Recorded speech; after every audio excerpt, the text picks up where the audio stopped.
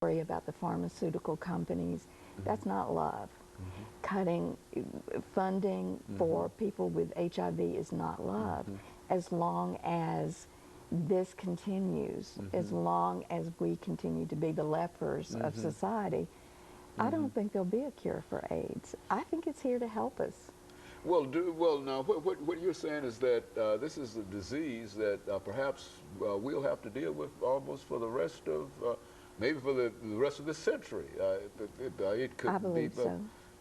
And of course it's spreading all over the world. Yes. Some of the countries in Africa and some of the other countries where the problem is, some of the eastern countries, some of the problems are much greater here than in the United States. And still you believe that nobody's going to do anything about to help eradicate this disease? You know, I really want to believe in the goodness of people, but right now I'm having a hard time. And after I got through on the President's Council, I went in a true believer.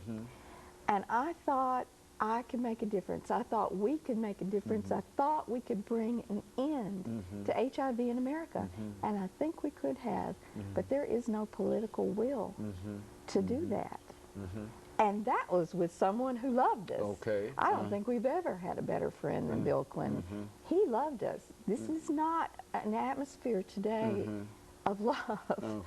That you can feel comfortable in terms of dealing with something like this. No, no. In fact, I have never worried about speaking to the children until this past year. And you asked me about the Centers for Disease Control and Prevention.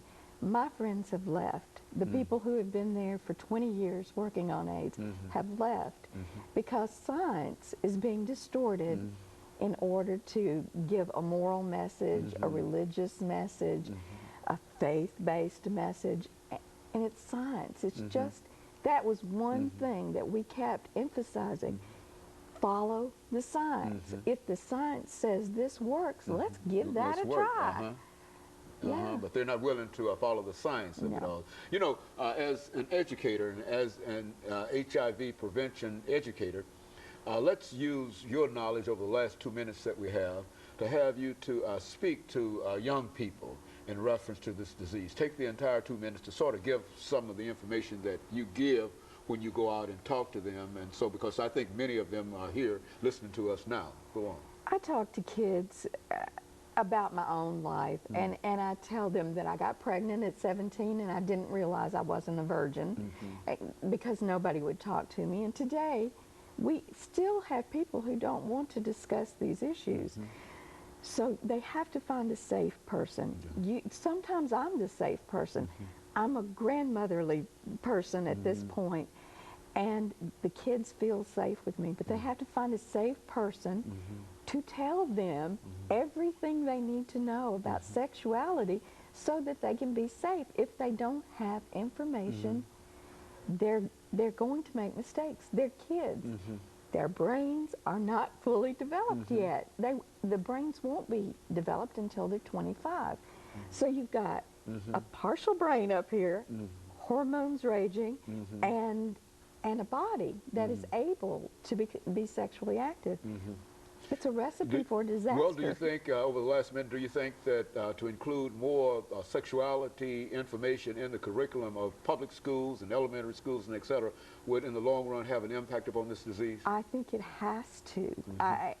And not abstinence only. You can't just say don't say no to teenagers. They're not right. They're not thinking straight. They can't say no sometimes. But we can influence them if we were to put into the curriculum of some of these schools this whole idea of the impact that this disease is having upon everybody. Is that right? That's right. And kids never think it's going to happen to them. But one of the things I tell them is, if it can happen to me, I'm about the most boring person you ever met. If it can happen to me, it can happen to you. And somebody in this class is going to die in a car wreck on prom night. And somebody's going to get pregnant, and somebody's going to get an STD. Mr. DRunions, let me thank you for giving us that excellent information. Let me encourage our audience to tune in again next week for another informative edition of Comments. Thank you, and good morning.